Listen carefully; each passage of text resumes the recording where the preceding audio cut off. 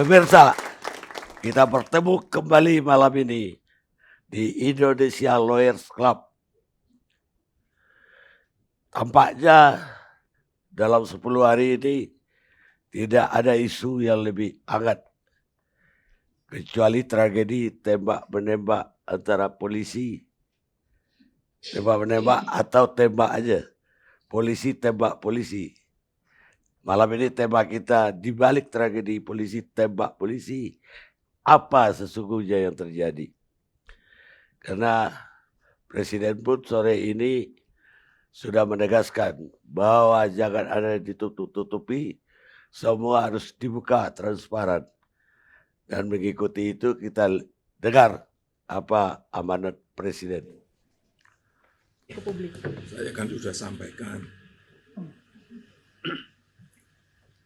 usut tuntas, buka apa adanya, jangan ada yang ditutup-tutupi, transparan. Udah. Itu penting untuk agar masyarakat tidak ada keraguan-raguan terhadap peristiwa yang ada. Ini yang harus dijaga. Kepercayaan publik terhadap Polri harus dijaga. Tidak panjang-panjang, Presiden cukup pendek kalimatnya. Dan suaranya juga kayaknya ada gangguan. Tapi tegas dan lugas bahwa jangan ada yang ditutupi dan harus terbuka. Dan saya kira juga ini mengubah penyidikan yang sedang berlangsung. Karena malam ini saya juga mengundang anggota Kompolnas atau Ketua Harian Kompolnas Benny Mamoto. Sampai sore tadi masih oke. Tiba-tiba beliau telepon, beliau meriang. Sementara Pak Ito Sumardi juga udah oke dari kemarin. Siang tadi dia menelpon, dia harus ke Semarang sore ini. Sehingga karena itu, agar ini terbuka sejelas-jelasnya, kita undang lagi barusan Komisaris Kompolnas yang lain, Albertus Wahyu Rudanto. Dan melalui Zoom, kami harap Mas Wahyu bisa mendengar suara saya. Selamat sore, Mas Wahyu. Selamat malam.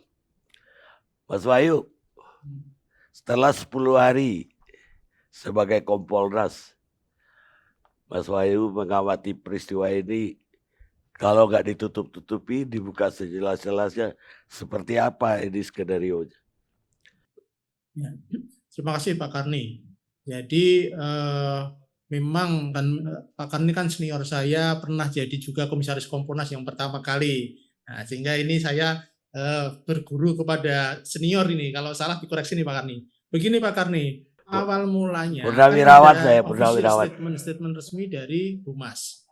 Kemudian ternyata statement resmi ini menjadi problem ketika ada reaksi publik yang menyatakan kejanggalan. Kompolnas melihat itu sudah ini ada sesuatu yang harus dibenahi, ini nggak beres ini. Nah, kemudian kita sudah ada inisiatif ini mendatangi Polres dan sebagainya. Ternyata sore harinya ada keputusan dari Pak Kapolri, Kompolnas dilibatkan sebagai tim di mana di sana ada internal dan eksternal namanya. Internal itu oleh internal Polri, eksternal itu oleh Kompolnas dan Komnas HAM. Dalam jumpa pers yang pertama, Kompolnas sesuai tupoksinya tentu akan merespon itu secara positif karena keterlibatan akan langsung. Komnas HAM menolak dengan pertimbangan-pertimbangan dia punya SOP. Saya kira hal yang harus kita hormati karena memang tupoksinya berbeda. Nah, sekarang begitu Kompolnas melihat ada kejanggalan dan ada fakta itu, kami di tengah-tengah. Yang bilang janggal publik, tetapi Kompolnas harus klarifikasi kepada pihak Polri. Maka dengan cara kami, dengan bentuk komunikasi kami intensif melakukan komunikasi dan pendalaman sampai kemudian muncul ketegasan dari Bapak Kapolri. penekanan kami apresiasi, kami mendukung transparan dan akuntabel, tetapi jangan lip service. Nah, dengan statement itu kemudian langkah-langkah dilakukan. Yang pertama adalah penonaktifan Kadipropam. Itu sudah membuka sebagian jalan untuk lebih terbuka. Nah, kemudian berikutnya kami lihat ada dinamika baru lagi di mana kuasa hukum minta ada otopsi ulang dan lain-lain. Nah, kami anggap ini sebagai suatu langkah maju ketika ada pelaporan ke Bareskrim. Artinya ada keinginan dari pihak keluarga almarhum Yosua untuk menjadikan kasus ini tidak sekedar bola liar di media sosial atau di media, tapi ada proses justisia. Kita dukung itu. Sampai kemudian perkembangannya sampai hari ini sesuatu yang tadinya tidak diinginkan oleh Polri akhirnya disetujui setelah gelar perkara kemarin akan ada otopsi ulang. Pendek kata, Kompolnas ingin agar kasus ini menjadi terang benderang dan tidak lip service karena semua fakta itu bisa digali secara saintifik, tetapi juga bisa diamati secara prosedural sesuai dengan aturan yang ada. Kompolnas akan mengawal ini sesuai tupoksi kami. Posisi Kompolnas tidak menyidik karena kami nggak bisa kewenangan itu. Tetapi posisi Kompolnas adalah bagaimana proses ini berjalan dengan benar, bagaimana SOP dengan benar, bagaimana ketentuan dilakukan dengan benar, sehingga harapan untuk kasus ini terbuka menjadi jelas. Karena apa? Ini ada problem jangan sampai masalah ini berkembang nanti merugikan institusi. Ini pertaruhan integritas, pertaruhan wibawa institusi, baik institusi Polri, di mana jumlah anggotanya 460.000, hampir 500.000, dan institusi yang dilibatkan seperti Kompolnas, dan sebagainya. Nah, Propam itu adalah benteng terakhir yang bicara mengenai etika profesi kepolisian. Kalau bicara soal etika profesi, bukan hanya bicara soal profesionalisme teknis saja, tapi juga bicara integritas, moralitas. Itu yang ingin kita dorong. Dengan posisi kita, dengan tupoksi kita ingin agar proses ini berjalan secara, apalagi sekarang ditambah dengan untuk kedua kalinya Pak Presiden menegaskan lagi untuk usut tuntas. Nah, agar kemudian itu publik muncul. Nah, ini yang kita lakukan. Jadi kami tidak semuanya harus secara terbuka ke publik, tapi dengan cara kami, dengan diskusi kami melakukan dorongan-dorongan, masukan-masukan, dan rupanya direspon dengan baik oleh Kapolri dengan tahapan-tahapan yang sekarang muncul. Jadi kira-kira itu Pak Karni yang kita lakukan. Apalagi Pak Mahfud pesannya kepada kami sebagai Ketua Kompolnas, jawab keraguan publik yang menyatakan kejanggalan itu dengan fakta, dengan data lengkap, analisis yang rasional. Nah, kata-kata ini sebetulnya kan terjemahan dari scientific crime investigation sebetulnya. Nah, itu yang kami dorong dan kami kawal Pak Karni. Ya. Menurut pengamatan Kompolnas sampai 10 hari ini, apa ada kesungguhan yang serius dari pihak Polri untuk mengusut tuntas kasus ini sampai transparan? Menurut kami dengan keputusan Bapak Kapolri yang bertahap, pelan-pelan tetapi pasti, terakhir sampai menonaktifkan Karopaminal dan bahkan yang Kapolres langsung sudah diganti, itu menunjukkan Polri serius. Karena kalau tidak serius, kalau ini di sini ada senior-senior di Polri, ini ada mantan Kabar Eskrim Pak Susno, selamat hormat Bapak. Kalau kita bicara soal olah TKP, itu kan pekerjaannya bawahnya Kapolres. Ya. Kemudian ketika bicara soal bagaimana mengawasi etika kerjaannya Karopaminal, dengan dinonaktifkan, maka hambatan struktural psikologis itu akan hilang dan di sanalah integritas bisa dijaga. Jadi menurut kami berjalan, tinggal sekarang kita sama-sama ngawasi, jangan hanya Kompolnas, tapi yang lain juga ngawasi proses ini agar mana yang lubang-lubang itu jika tertutup, karena ini sudah menjadi pertaruhan publik. Jangan sampai apa yang sekarang sudah dilakukan ini kemudian nanti menjadi lip service. Itu yang kami tidak inginkan. Karena itu mari kita bersama-sama awasi ini, mari kita bersama lihat persoalan ini, jangan sampai institusi dikorbankan, karena ini persoalan-persoalan personil. Kalau memang harus ada tindakan tegas kepada personil, ya dilakukan. Apalagi Pak Presiden sudah memberikan lampu hijau agar kasus ini dilakukan secara tuntas. Enggak, saya bertanya begitu karena dari di awalnya ada beberapa anggota Kompolnas yang suaranya berbeda dengan Mas Wahyu sekarang, lebih cenderung suaranya ke Polri. Bahkan tembak-menembak antara yang di atas tangga dan yang di bawah, menurut Kompolnas lebih mungkin yang di atas yang lebih tepat menembaknya daripada di bawah. Padahal menurut pengalaman kita orang awam, dari bawah menembak orang yang lagi di tangga lebih gampang, kita yang unggul. Jadi ini jadi pertanyaan. Mumpung Mas Wahyu hari ini berbeda, makanya saya ingin ketegasan Kompolnas ada beda ini suaranya dari kemarin. Sebetulnya nggak beda karena waktu itu kami belum dapat datanya hanya dari statement resmi Polri. Kan kami sebagai institusi yang mengawasi Polri tidak mungkin kami tidak percaya dengan Polri. Tetapi faktanya kan ada reaksi dari publik yang merasa janggal. Nah, Pak Mahfud waktu itu lagi naik haji, menyampaikan ke kita, sekarang posisi Kompolnas harus jelas, harus tegas. Yang tadi saya sampaikan, kumpulkan fakta dan data yang lengkap, analisis yang rasional.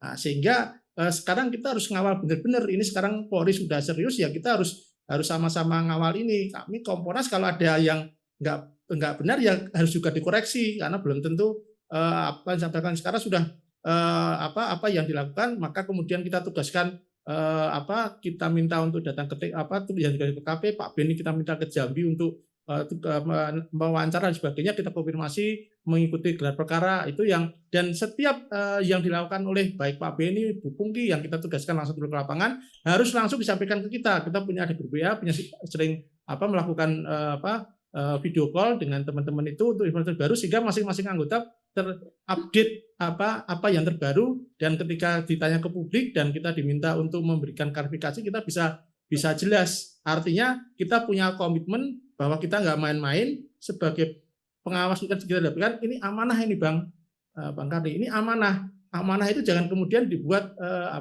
dibuat hal yang sekedarnya. Kita harus serius ini. Artinya kalau kita serius ya harapan kita untuk menjaga marwah itu, menjaga integritas Polri, menjaga moralitas Polri itu ya harus kita lakukan bersama-sama. Kalau memang nggak benar kita katakan nggak benar. Artinya kejanggalan oleh publik itu kalau memang benar atau salah penjelasan ya kita luruskan, tapi kalau memang salah ya kita harus bilang salah. Baik, tadi katanya ada berapa potongan video atau CCTV yang sudah diketemukan dan sudah dibuka oleh Mabes. Saya tahu Mas Wahyu apa aja isinya, Mas? Sampai hari ini dari Mabes baru menyampaikan sedang dilakukan klarifikasi internal di laboratorium digital forensik. Karena menurut pihak Polri, karena kami kan bukan ahlinya di situ, penjelasan Polri bahwa ada beberapa yang harus disinkronkan secara teknis. Kami nggak begitu menguasai itu soal metadatanya, soal jumlah waktu. Polri berjanji sesegera mungkin besok atau lusa kami kurang tahu, akan membuka itu kepada kita. Kalau sampai malam ini belum. Baik, Mas Wahyu, terima kasih banyak sudah bergabung bersama kami. Sampai ketemu di kesempatan lain. Salam hormat semuanya, Pak. Sama-sama, Mas Wahyu. Sekarang kita akan dengarkan tantenya almarhum Yosua Rohani.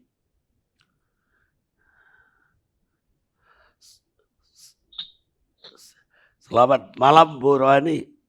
Selamat malam Pak Karni. Bisa Bu Rohani ceritakan kembali ketika mayat jenazah almarhum datang, apa aja yang pengalaman Ibu Rohani waktu membuka peti jenazah? Waktu peti jenazah setelah bisa dibuka, kami menemukan pertama awalnya ada luka-luka di mata sebelah kanan, sayatan di bawah mata, terus di hidung ada luka-luka dijahit, terus di bibir sebelah kiri bawah ada luka, baru di dada sebelah kanan ada luka tembakan. Awalnya itulah yang kami lihat. Setelah itu hari Minggu sekitar jam 10 karena dari Mabes itu katanya formalin yang dipakai untuk Nofriansah Yosua hanya untuk 24 jam. Terus ada niat dari keluarga untuk menambah karena untuk pemakaman sampai hari Senin gitu Pak Karni. Kami undanglah dari medis untuk menambah formalin. Di sanalah kami menemukan tadi setelah kami buka bajunya si korban almarhum, kami temukan di sana banyak luka-luka yang di bagian tubuhnya. Yang kami temukan itu lukanya di sebelah kanan ada bekas tembakan di dada, satu, di arah dekat punggung ini satu, terus di leher, terus di tangan sebelah kiri. Jari 2, kelingking sama jari manisnya patah. Terus di kakinya ada luka juga, luka kita bilang, kalau kami bilang itu ada luka tajam, kayak sayatan gitu. Terus di leher ada luka jahitan juga, kiri kanan ada luka jahitan. Terus bagian dadanya itu agak miring, Pak Karni. Dadanya miring gitu. Terus di bagian tubuhnya ada lebam biru, kiri kanan. Itulah yang kami temukan, Pak. Awalnya katanya dari pihak Polri tidak mengizinkan keluarga untuk membuka peti jenazah. Iya, memang awalnya tidak dibolehkan. Alasan mereka sudah diotopsi katanya. Tapi keluarga memaksa. Kami memaksa. Tapi tidak diperbolehkan karena katanya nanti hasil dari otopsi itu sama apa namanya itu? Formalinnya nanti keluar gitu. Tapi Menguap. setelah dipaksa akhirnya dibiarkan. Iya, mereka kembalilah ke Jakarta. Entah kemana lah kembali, orang itu kurang tahu juga Pak Karni. Apa kesan Ibu yang menyaksikan langsung keadaan jenazah ketika itu? Apakah kami melihat kejadian itu karena dibilangkan adanya baku tembak itu. Kalau ada baku tembak mungkin kan cuman bekas peluru gitu Pak Karni. Tapi kami tengok di sana banyak luka-luka Pak. Lukanya dalam atau kesayat aja semacam kesayat? Kalau yang di mata sebelah kanan itu jelas kami buka kayak gini Pak, agak dalam dikit yang di sebelah bawah mata kanan. Terus yang di hidungnya itu juga jahitan Pak. Dari situ awalnya kami ada kecurigaan. Ya di dada kan udah pasti ada jahitan gara-gara otopsi. Iya ada, iya. Terus habis itu mereka pergi dan jenazah dikubur hari apa? Hari Senin Pak Karni. Hari Senin ya? Iya. Apa yang diharapkan keluarga sekarang kepada pemerintah dalam hal ini mungkin khususnya ke Polri? Kalau permintaan dari keluarga harus diusut kasus ini dengan transparan. Itu aja Pak Karni. Jangan ada yang ditutup-tutupi gitu. Apa Ibu melihat ada yang ditutup-tutupi?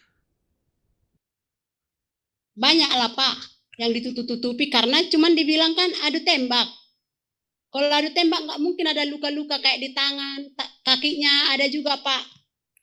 Di kakinya sebelah kanan ini ada Pak, kayak gimana ya, waktu pada saat mayat itu datang kan bengkok itu sebelah kanan Pak. Kami luruskan nggak bisa. Itulah salah satu contoh yang ditutup-tutupi mereka Pak. Sama luka-luka yang di muka tadi. Sementara mereka memberitahukan kepada kami itu adanya baku tembak gitu. Kenapa kok ada luka? Kalau ada baku tembak kan cuman peluru yang masuk ke tubuh itu, Pak. Bukan ada luka-luka gitu. Tentang jari yang patah, itu patah atau putus? Patah, Pak. Kalau dibilang bisa juga termasuk putus karena tinggal kulit yang di kelingking sebelah kiri itu, Pak. Tidak ada kuku.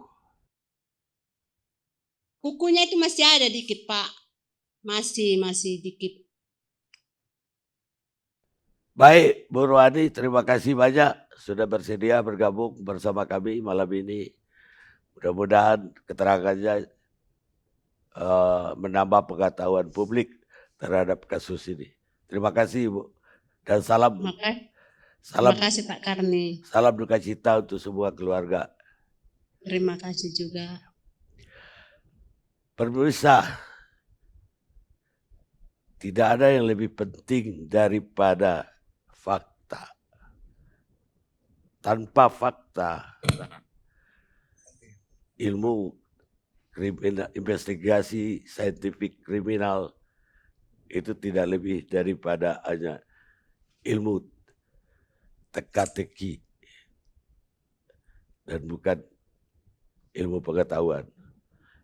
Black and White, produser Amerika. Kita rehat sejenak.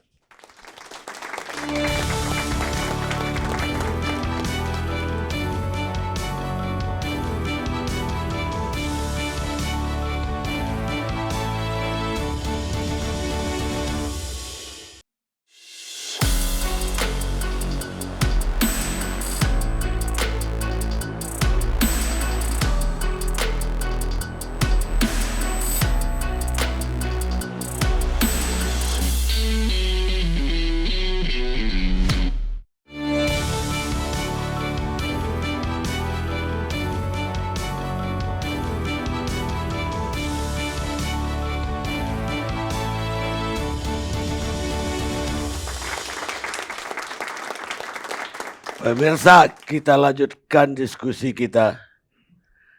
Sekarang giliran sahabat lama saya ini yang udah bertahun-tahun nggak ketemu. Malam ini berhasil ditangkap oleh tim ILC. Jenderal Paul Susno Duaji, mantan Kabar Reskrim.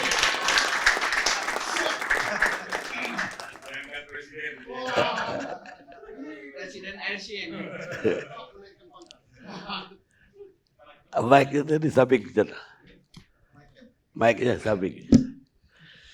Selamat malam Pak Karni. Bagaimana Jenderal melihat kasus ini yang gonjang-ganjing selama 10 hari belakangan ini dan agak lebih terang sore ini setelah Presiden menegaskan? Baik, pertama saya secara pribadi dan keluarga mengucapkan turut belasungkawa yang sedalam-dalamnya kepada keluarga daripada Brigadir J. Semoga almarhum diterima di sisi Allah dan keluarga ditinggal diberi ketenangan dan ketabahan. Dan juga semoga kasus ini segera terungkap. Pak Karni dan para penonton ELC yang cerdas, berkali-kali saya katakan kasus ini sebenarnya tidak perlu gonjang-ganjing Republik Nusantara ini. Cukup saya saja dulu. Sekian puluh tahun yang lalu. Kenapa? Karena kasus ini it is very simple gitu, gampang sekali. Seandainya pelakunya, bukan pelaku ya, seandainya TKP-nya bukan di rumah jenderal, kemudian bukan melibatkan sopir atau ajudan jenderal, dan bukan juga pelakunya yang nembak itu adalah Barada tanda petik ya, yang nembak itu tanda petik loh Pak Johnson, jangan melotot ke saya gitu kan, yang menembak tanda petik, maka ini mudah. Yang sulit itu kalau kita nemu jenazah yang hanyut di sungai. Pertama kita mengidentifikasi siapa jenazah ini. Kedua kita harus bertanya meninggalnya ini karena apa? Apa dia penyakit ayan nyebrang terus hanyut? Apakah dia tidak bisa berenang hanyut mati? Apakah di tengah-tengah sungai kena kedinginan jantungnya kumat mati? Apakah dia dibunuh orang? Luka pun daripada mayat yang di sungai tadi kita harus tanya, apakah lukanya ini karena benturan batu atau karena dianiaya. Untuk case yang ini, pertama TKP jelas di rumah dinas jenderal. Kemudian yang meninggal jelas, identitasnya jelas, kemudian lengkap dengan lukanya Pak Trimit, Pak Johnson. Lukanya jelas juga, Bapak sudah paperkan, saya nonton di TV itu. Luka di sana sini itu. Lengkap. Kemudian barang bukti kemudian yang ngaku nembak tanda petik jelas. Kemudian yang dilecehkan jelas. Saksi-saksi jelas. Siapa saksi? Untuk sementara saksi mulai dari sang jenderal, kemudian Baradae, istrinya jenderal, dan kalau ada asisten rumah tangga, dan kalau ada yang mendengar itu, dan semua yang di situ. Kemudian barang bukti, senjata jelas. Senjata siapa? Ya senjata yang ada di lokasi itu harus disita semua. Senjatanya Pak Jenderal, senjata ajudan, senjata almarhum, ya. Kemudian kalau ada senjata lain juga disita, termasuk surat senjata, proyektil, selongsong, disita semua. Darah disita, pakaian pun harus disita, termasuk pakaian dalam, ya, nggak boleh dicuci. Nah, kenapa disita? Kan ada kasus susila katanya, ya, ada pelecehan, dan kalau nggak salah 2 laporan polisi itu salah satu diantaranya pertama tentang pelecehan itu harus disita. Dan handphone, bukan aja handphone korban, handphone Brigadir J, handphone Baradae, handphonenya Kadif Propam waktu itu, handphonenya ibu, istri Kadif Propam, handphonenya Baradae, dan handphone lain yang ada di situ harus disita semua. Kenapa handphone harus disita? Untuk mengetahui pembicaraan, berita, SMS, kiriman gambar, video, dan WhatsApp, dan lain-lain sebelum kejadian, pada saat kejadian, dan sesudah kejadian. Timbul pertanyaan, kalau itu hilang, kalau hilang kan Polri tidak boleh menyerah.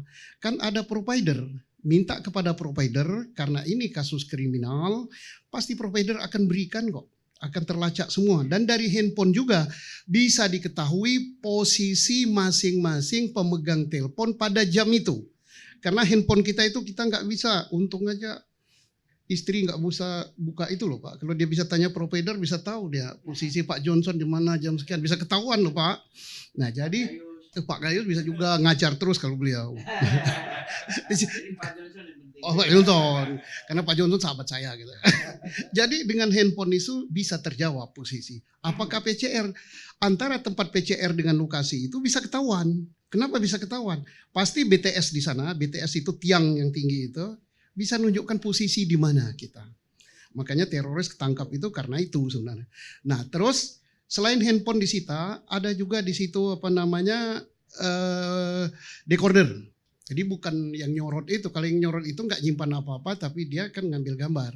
Nah, decoder itu bisa mengetahui kalau dibuka pada saat jam sebelum kejadian, setelah saat kejadian, dan after kejadian. Bisa di situ. Nah, kalau yang disambar petir aneh juga itu. Yang disambar petir bukan decodernya, tapi yang disambar petir yang dalam rumah. Nah, petir masuk rumah itu Pak, cuat, ya bisa jadi kita nggak apa-apa lah, dibilang gitu nggak apa-apa lah, tapi nanti ahlinya kan yang akan buka gitu. Oh kok petir zaman sekarang bisa bengkung-bengkung gitu. Oke, nggak apa-apa. Ya model baru, zaman digital kan bisa gitu. Nah itu akan bicara juga. Termasuk senjata akan bicara Pak Karni. Kenapa senjata akan bicara? Katanya ditembak dengan senjata berapa itu? 5 ya kalau saya berita. 50 peluru. Pak Johnson ngomong 5 loh, tapi lubangnya 7. Berarti ada peluru model baru sekarang itu Pak. Satu tembakan keluar 2 bercabang. Bisa juga, jangan dibantah. Nanti kan ahli forensik yang akan melihat. Nah kemudian apa namanya senjata otomatis katanya, pakai senjata Glock ya, Glock. Ditembak. 5 peluru kena semua. Lah kalau kena jantung kan langsung geletak kan. Tapi ada peluru di dinding. Nah, kalau 5 peluru itu kena semua pada saat dia ngeletak, berarti 4 peluru itu kan rekosetnya di lantai kan. Coba Pak Johnson saya tembak di sini lagi tegak. Dar, nah yang 4 kan saya tembak Pak Johnson sudah ngeletak kan. Dor. Nah di mana pelurunya ya? Beramburan di situ. Kecuali kalau peluru pinter ya. Dar, naik lagi dia ke dinding. Dak. Bisa jadi. Loh kita nggak boleh bantah. Apa adanya, jangan Pak Johnson bantah. Aku pengacara, biarin aja. Siapa tahu peluru pinter kan, loncat lagi, bersarang lagi di situ. Nah, peluru zaman sekarang macam-macam. Jadi artinya peluru bisa bicara, senjata bisa bicara karena senjata itu ada sidik jarinya dari alur itu. Nah, belum surat senjata bisa disita. Surat senjata itu bisa nanti menunjukkan apakah kan yang dipertanyaan di masyarakat Baradae itu berwenang pakai senjata apa enggak. Dilihat saja suratnya, ada enggak suratnya.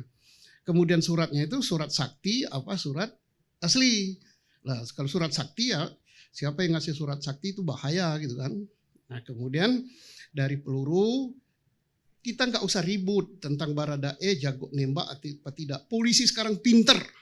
Adik-adik saya, junior saya sekarang pinter-pinter jami. Dan kehebatannya dalam penyidikan diakui dunia. Sekolah penyidikan di dunia untuk teroris itu ada di Indonesia, ada di Akpol. Hebat kalau dia bekerja dengan jujur dan moral. Kenapa? Misalnya dia mengaku nembak, tidak cukup dengan pengakuan dia, tidak cukup dengan kata komandan dia jago tembak, tidak cukup dengan sertifikat. Ya diuji aja pada saat rekonstruksi apa katanya? Rekonstruksi nah ini peluru, kamu tembak dengan itu boneka ini, pada saat kamu tembak reaksi, kena enggak? Bisa enggak kamu 5 peluru kena 7 gitu. Hebat. Kan diuji nanti kan Pak. Kalau ternyata dia bisa dadar 5, 7 kena. Oh, berarti tidak terbantahkan itu. Walaupun Pak Johnson teriak-teriak enggak terbantahkan loh Pak. Soalnya nanti bukan polisi yang ngomong, ahli balistik. Nah, termasuk nanti TKP ini penting sekali dalam dunia penyidikan. TKP lah yang akan menjawab. Dan ini mungkin Polri agak terkesan lambat, sebenarnya enggak lambat. Karena teliti, TKP dikelola. Nah ini perlu ditanyakan siapa yang ngelola TKP pertama, tim serse dari mana? Saya yakin serse mengelolanya Pak. Karena tidak mungkin polisi lalu lintas. Nggak mungkin juga polisi yang bagian logistik, yang bagian bagi-bagi baju, bagi sepatu untuk saya gitu. Nggak, ini pasti. Nah tapi timbul beliau bertanya, kalau bukan ya salah gitu kan. Habis kalau bukan nggak mungkin benar kan. Tapi saya yakin bahwa polisi pinter gitu. Pasti yang ngolah TKP pertama itu serse. Nah, minimal bekas serse deh Pak. Nah, terus kalau bukan ya perlu dipertanyakan. Dan penyidik sekarang ini pasti mempertanyakan siapa yang ngelola TKP. Mana berita acara TKP. Termasuk jenazah. Jenazah itu bisa bicara Pak Johnson, Pak Gayus, Profesor. Kemudian Pak Usman, sahabat saya, Pak Tri. Jenazah bisa bicara. Mungkin yang tanya gimana? Ya digali aja kuburnya. Digali kuburnya, bawa ke dokter forensik, dan supaya lebih meyakinkan lagi, Polri sudah mengatakan akan mengundang forensik dari lembaga independen dan dari perguruan tinggi. Kita acungi jempol, harus begitu. Walaupun forensik Indonesia itu sudah jago kelas dunia. Kita diakui loh dunia forensik kita. Tentang bedah mayat dan sebagainya. Nah ini jangan dipertaruhkan. Jangan gara-gara ingin nutupi apa-apa terus surat otopsinya dibuat terburu-buru gitu, nanti banyak salah. Nah makanya perlu. Nah gali jenazah ini tak perlu ada permintaan dari pengacara atau advokat atau keluarga. Gali lubang itu atas kemauan daripada si penyidik. Jadi jangan ada statement karena permintaan dari pengacara dan keluarga maka kami kabulkan gali jenazah. Bukan itu, tapi demi keadilan. Maka demi pembuktian, demi keterbukaan kita gali. Begitu, termasuk laporan ya mestinya ya. Saya hormat sama profesor hukum. Ini kan arahnya kan ke tindak pidana kan, bukan delik aduan. Kalau perzinaan itu delik aduan, perlu pengaduan. Pak Karni jagonya ini 284. Tapi kalau yang beliau katakan pembunuhan, penganiayaan berat, apalagi pembunuhan berencana, tak perlu dilaporkan. Wajib penyidik, penyelidik yang mengetahui informasi itu, kemudian dia selidiki, tingkatkan menjadi penyidikan untuk membuat terang perkaranya, kemudian menentukan siapa pelakunya. Dan gak usah khawatir lah, kita hormat kepada Pak Kapolri. Saya kalau bisa hormat tidak megang mic ini dua saya hormat. Kenapa? Pak Kapolri katakan buka tuntas, tidak ada yang ditutup-tutupi, tak ada yang direkayasa. Ini suara Polri loh. Jadi jangan sampai ada yang mengatakan suara Polri rekayasa. Tidak, suara Polri adalah suara dari Pak Kapolri dan suara dari Presiden. Tapi kalau suara-suara yang mengatakan yang ingin merekayasa, ingin nutupi, ingin apa-apa, bukan Polri Pak. Saya sebagai Polri, walaupun sudah pensiun di gunung, kalau terkait dengan Polri akan dijatuhkan, saya turun. Nah ini kita junjung, Polri akan jujur, akan buka dengan sebenar-benarnya, akan gali mayat, dan tidak peduli siapa pelakunya. Bila perlu kalau sudah 2 alat bukti yang cukup ya tahan gitu. Kalau banyak terlibat ya masukkan juga karena tahanan Polri masih cukup luas itu. Saya kira demikian Pak Karni. Terima kasih. Baik Jenderal, ada pertanyaan saya seperti tadi juga. Ada 2 orang, dua-dua pakai senjata. Yang satu Glock, yang satu jenis revolver. Ya. Lah, apa benar posisi orang yang di atas tangga itu lebih mudah menembak ke yang di bawah? Ya lebih enak di bawah. Kalau perang kan saya ini sekolah angkatan darat loh. Iya. Sekolah saya di angkatan darat dan saya juga latihan juga nembak dia apa namanya kita kan selalu menghindar dalam peperangan atau tembak menembak itu menghindari ketinggian. Iya. Ya kalau bisa masuk dalam lubang gitu kan. Iya.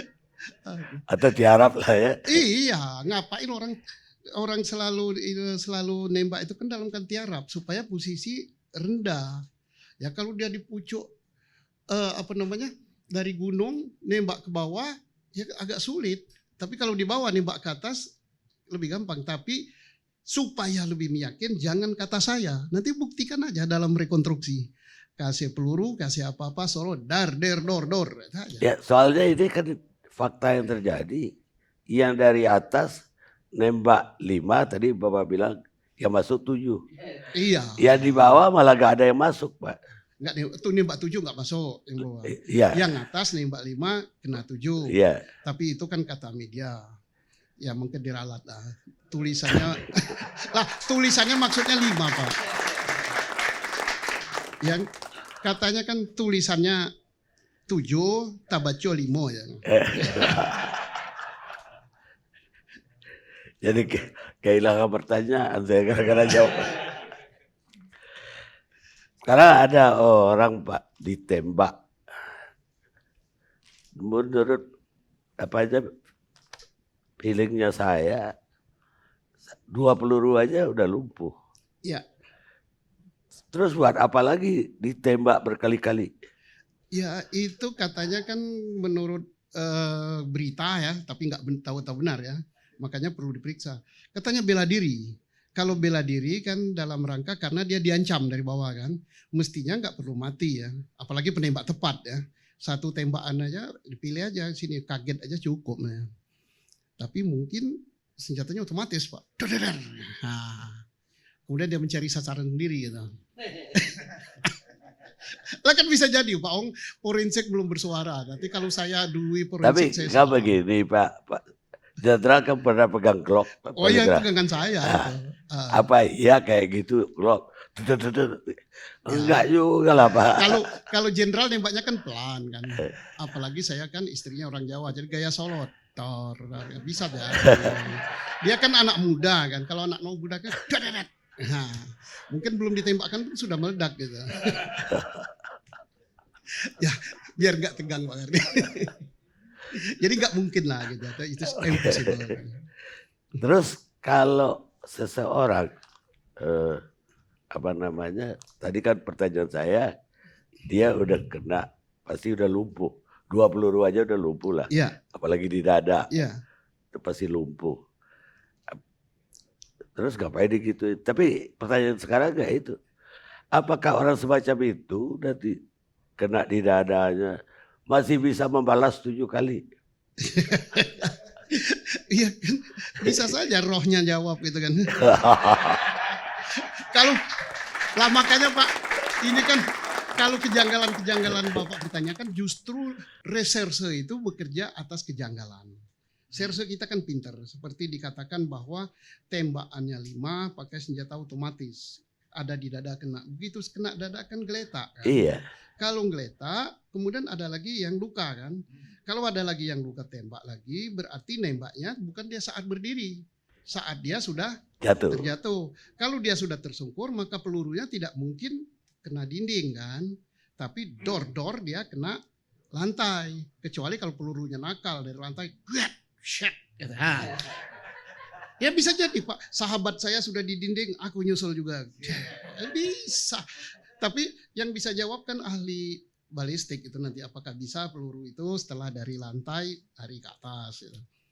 Itu kan baru guyonan saya aja, tapi jangan dianggap. Yang benar itu balistik yang akan jawab Pak. Apa ketika Jenderal menjadi Kabareskrim itu ajudannya udah bawa Glock? Ya, Gak, karena saya tahu tuh harganya mahal banget. pertama, kalau ajudan itu tidak berpangkat tamtama. Bahkan supir pun banyak, untuk pejabat tinggi itu banyak bintara. Tapi nggak tahu sekarang ya, mungkin tamtama lebih pintar nyopir, lebih pintar nembak. Kan bisa saja bro, sudah pensiunnya udah 12 tahun loh Pak. Pensiunnya. Tapi nggak tahu perubahan. Mungkin SOP-nya yang dulu sudah nggak berlaku lagi, udah bisa bintara. Jadi saya nggak mau mendahului, bisa jadi. Tapi kalau zaman saya ya enggak gitu.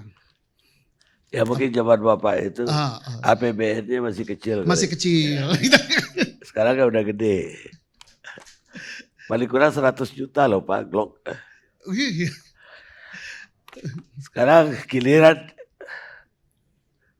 Johnson Panjaitan, pengacara keluarga. Ya Bang. Bagaimana analisa IPW? Ya saya IPW kira ini? Kompolnas sudah ngomong, Jenderal sudah ngomong. Jadi saya kira saya mau kembaliin ke judul, ya kan, sebelum kita masuk pada kasus. Ini tragedi tembak-menembak. Ya, jadi ada soal senjata. Soal ada alat kekerasan yang dipegang oleh orang-orang yang kita anggap berhak tembak-menembak. Bahkan itu dilatih begitu ya. Jadi saya kira ini masalah yang serius. Karena soal-soal yang punya senjata ini kan banyak, bukan hanya pengawal yang sekarang ini muncul kasusnya. Jadi saya kira soal senjata ini sesuatu yang sangat serius. Ya. Dan kalau ini tidak segera diatasi, maka tembak yang menembak yang lain juga bisa menjadi persoalan menurut saya. Jadi soal senjata ini sekali lagi ini sangat serius. Ya, terlepas dari kasus ini yang terjadi. Karena berbarengan dengan ini ada istri tentara juga ditembak kan. Nah, jadi ini soal senjata dan kita dengar di mana-mana ada amunisi dijual belikan, senjata diperjualbelikan dan lain sebagainya. Jadi ini sesuatu yang serius. Nah, saya kembali lagi ke kasus ini. Jadi saya kira saya nggak setuju dengan Kompolnas. Ini kalau ngomong acuannya jenderal, kemudian acuannya normatif, ya kan? Kalau udah ada peristiwa, kemudian diusut secara benar, gitu ya. Nggak perlu pengacara Johnson Panjaitan atau tim apapun gitu, nggak perlu. Ini diproses aja dengan benar, pas ini terungkap. Karena kualifikasi polisi kita udah hebat. Pertanyaannya, kenapa? Ya kan? Katanya sudah dilaporkan, ada 2 yang melaporkan, bahkan bintang 2 yang melaporkan, begitu ya. Kok kejadiannya mana simpang siur sampai presidennya 2 kali ngerespon dan berbeda-beda. Yang awalnya cuma normatif, usut tuntas. Yang sekarang sudah agak tajam karena keraguan-raguan. Siapa yang menimbulkan keraguan-raguan? Maaf Jenderal, karena tidak dijalankan secara benar.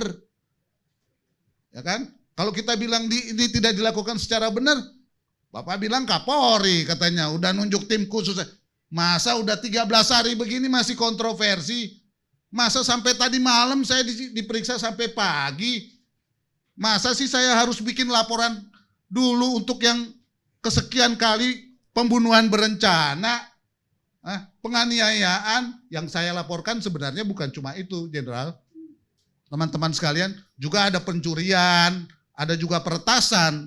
Cuman karena prosedur-prosedur itu kita tidak bisa lengkapi, maka untuk sementara yang kita pakai adalah soal pembunuhan berencana dan pembunuhan serta penganiayaan. Kalau dari awal ini ditangani, saya lapornya tanggal 18, Pak.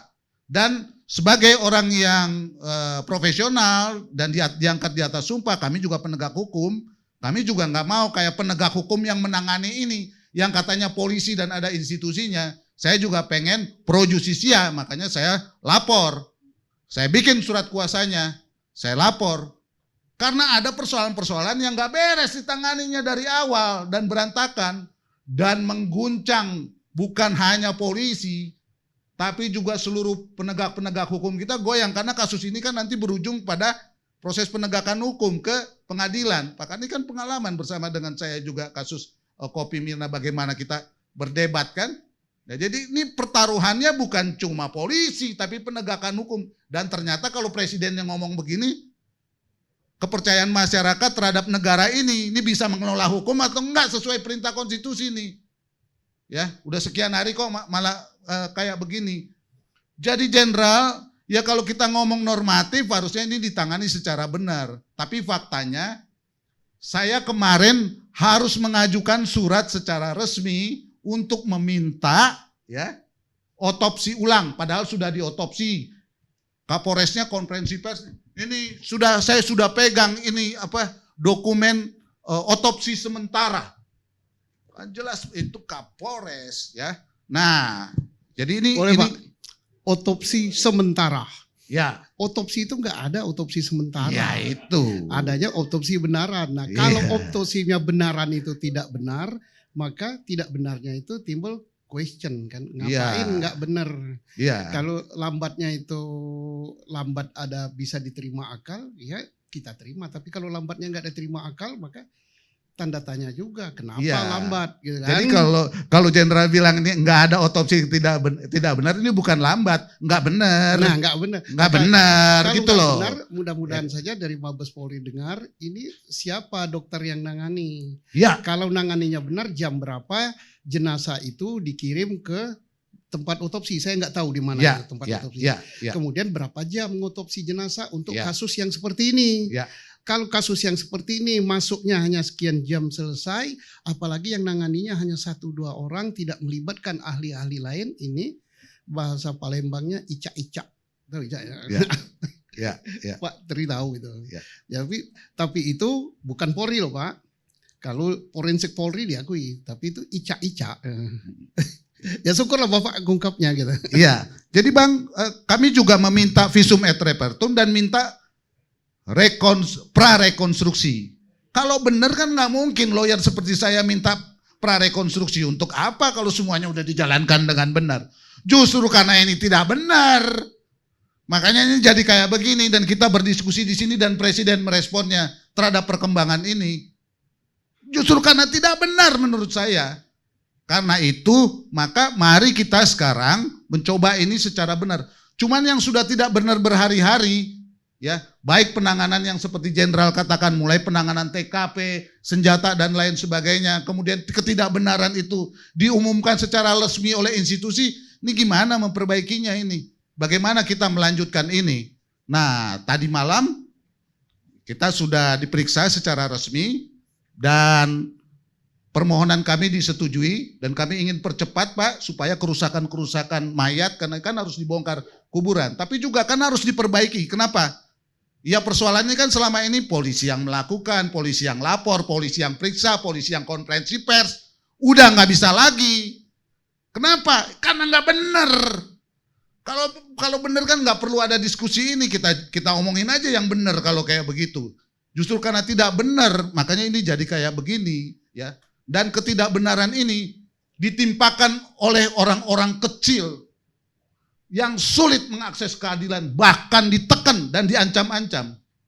Dan ancamannya bukan hanya langsung, handphonenya diretas. Jadi ini bukan isu peretasan-peretasan kayak begini. Ini negara, apakah negara hukum, walaupun dengan segala rasa hormat saya pada Kapolri yang hebat ini, ya kan presiden yang hebat, tapi ini kenyataannya kayak begini. Kita nggak bisa bilang hebat sekarang. Ini baru hebat kalau ini dibongkar dengan prosedur yang benar sebagaimana yang Jenderal katakan dan diawasi oleh Kompolnas. Ya, katanya Kompolnas ngawasin, dia datang ke Polres Jakarta Selatan, tapi faktanya Polres copot, Karopaminal copot, ya kan? Maksudnya copot non-aktif, ya kan? Kadifpropam copot. Ini kan berarti apa? Terkonfirmasi ini ada yang tidak benar. Pertanyaannya yang tidak benar ini dalam rangka apa? Tentu merusak TKP. Kalau enggak, Johnson Panjaitan dan teman-teman tim tidak perlu bikin laporan. Tidak perlu. Ya, karena ini enggak benar, maka beginilah, ya kan? Nah, sekarang saya mau ngomong soal materi. Dokumen yang saya ajukan beserta dengan saksi-saksi menyatakan bahwa mayat ditemukan pukul 17. Ya, dokumennya. Yang keluarkan Polri. Ya. Dan hasil pemeriksaan handphone terakhir komunikasi antara orang tua dengan si korban, ya si Brigadir J itu pukul 10.58 dengan 10 pagi, 5.25 dengan komunikasi dari mulai Magelang ke Jakarta. Kalau cerita yang seperti Jenderal katakan itu mayat ditemukan di TKP pukul 17, jam berapa dia ditembaknya? Satu. Yang kedua, ini dari Magelang sampai ke Jakarta itu butuh waktu 7 sampai 8 jam. Jadi TKP-nya apa iya di rumah itu atau ada di tempat lain? Baru kita bicara mobil diperiksa atau enggak apa segala macam, ya kan? Baru itu semua jelas. Jadi ini soal TKP juga bisa menjadi pertanyaan besar, apakah itu di lokasi itu atau tidak, ya kan? Nah, yang berikutnya adalah ya penanganannya ini bagaimana, ya? Tapi saya terus terang saja, sekali lagi kita harus dorong kasus ini. Karena itu saya sampai emosional Pak Karni. Jadi maksud saya ini Presiden udah respon, Menko Polhukam udah respon, Komisi 3 ketuanya sudah respon, ya. Rakyat sudah respon. Ini kok masih begini aja persoalannya, kok melambat. Harusnya kalau lihat prestasi polisi 2-3, apalagi Pak Susno sebagai jenderal yang sangat berpengalaman mengatakan saya aja yang nangani mungkin beberapa hari atau beberapa jam bisa diungkap. Nah ini kenapa nggak terungkap-ungkap? Jenderalnya katanya pinter-pinter, pendidikannya sudah bagus dan lain, ada standar internasional. Jadi saya kira tidak bisa lagi hanya polisi, dia harus ngundang juga institusi lain agar legitimasinya kredibel. Kalau enggak maka taruhannya adalah negara ini. Ya, juga taruhannya saya kira kalau presidennya ngomong begini terus, tetapi ini masih mundur terus, mungkin 10 hari lagi atau bagaimana, tapi saya tadi malam, saya sudah mendengar beberapa penyidik sudah berangkat tadi pagi, dan kami sedang berkoordinasi bagaimana caranya supaya otopsi ulang gitulah, tapi kan ini harus membuka kuburan. Dan mulai dari tadi malam, itu keluarga sudah pasang lampu dan menjaga. Nah inilah kan ini akibat dari reaksi negara menangani kasus ini tidak benar atau polisi menangani ini tidak benar, ya. Jaga jangan sampai mayatnya nanti ada yang ngambil. Jadi itu sekarang masyarakat menjaga. Nggak bisa disalahin rakyat Pak Karni. Nggak bisa. Kita semua tidak bisa menyalahkan rakyat, ya kan? Ya boleh saja kita di sini berpendapat, tapi itulah yang mereka alami dan itulah pengalaman mereka untuk menuntut keadilan dan menjaga sekarang apa yang mereka miliki untuk memperjuangkan kebenaran dan keadilan dan fairness. Ingat, dan menurut saya ini bukan hanya kasusnya diselesaikan dan dibawa ke pengadilan, Prof. Gayus, tapi ini polisi harus dievaluasi. Benar nggak seperti yang dijelaskan oleh Jenderal? Bahwa semuanya sudah hebat, sudah hebat, sudah hebat, sudah hebat, sudah hebat. Begitu kena masalah, nggak hebat, malah menimbulkan masalah. Jadi jangan jargon-jargon gitu loh, konkret, karena kebenaran material, Jenderal, kebenaran material, bukan konferensi pers. Boleh sedikit.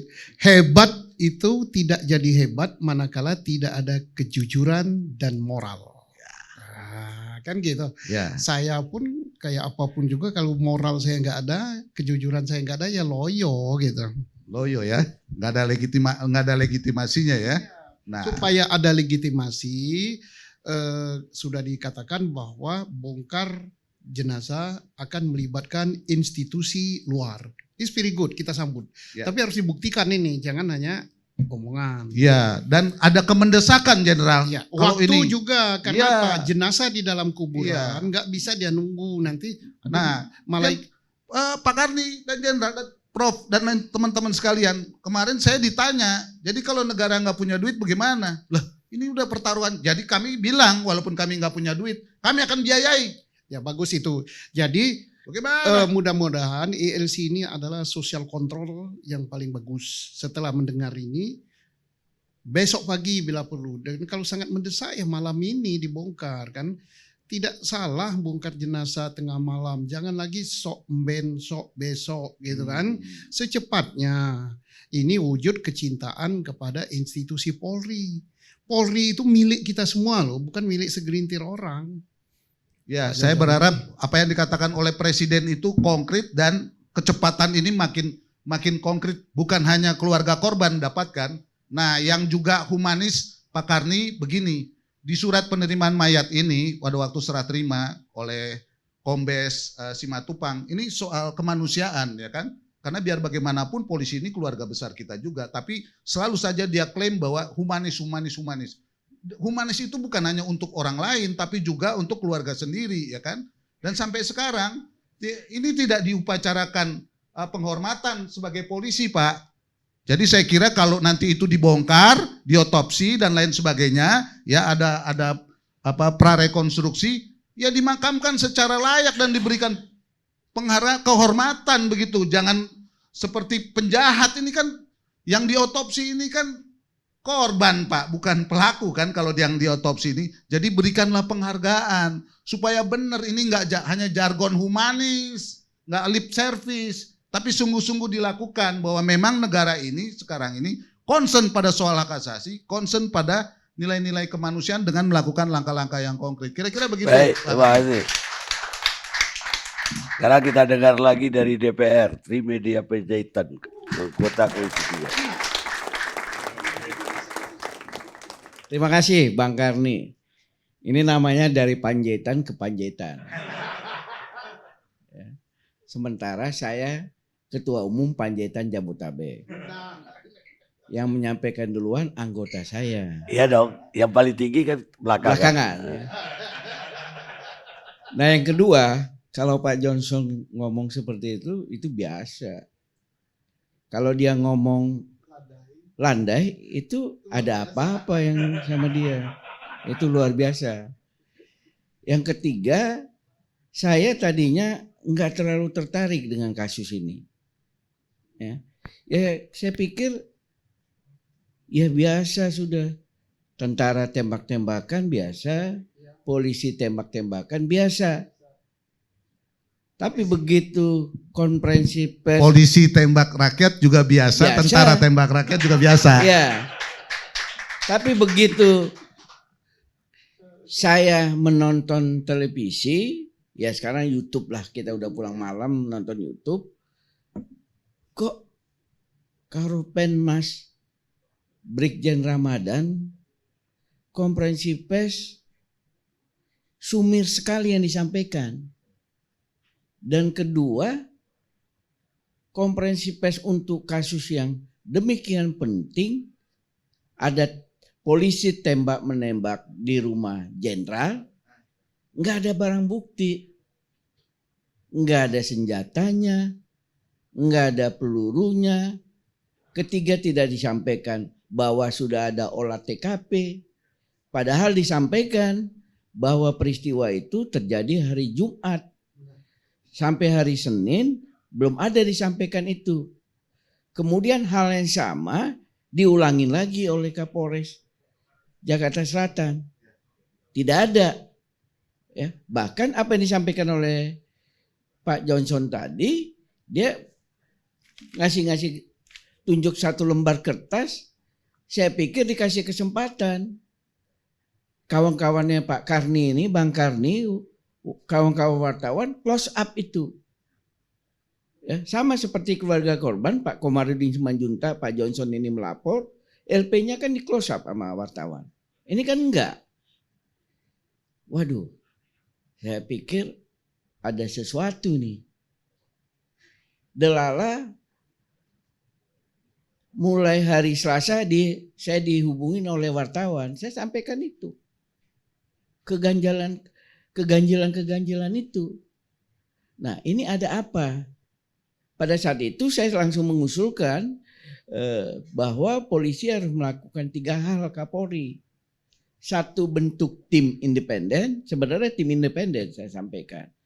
Ya, yang melibatkan di luar Polri, termasuk di luar Kompolnas. Ya, tadi saya berharap Komnas HAM mau masuk di dalam, Pak Johnson. Walaupun mereka dengan imparsial apa segala macam, Pak Usman, tapi ini kasusnya agak beda.